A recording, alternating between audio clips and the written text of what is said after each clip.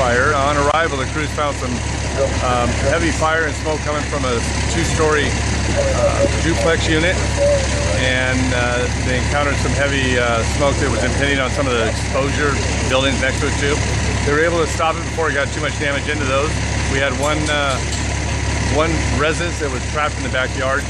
The fire crews had to break down the back fence to extricate that person, but there was no injury. It got a little tough there. The windows started ventilating. Once the windows were breached on the upper floors, the flames came through there and they get a little bit close, and that's just part of what they do, and we just got to be careful for that, but they were in good shape. Out here in this area, the hydrants are a lot farther apart, and we probably went about 600 feet of hose to try and get to one hydrant across, and had to shut down Del Paso.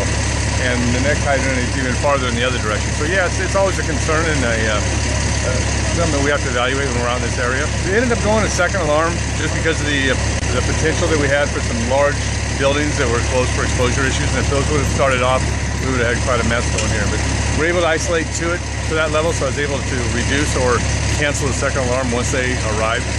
And we ended up with, I think, four engines and a couple of trucks. There is some slight damage to some of the exposures, just from the radiant heat going across, but no major damage or no involvement of the other structures. These guys did a great job getting on it quick and putting it up. Make sure your smoke alarms are working.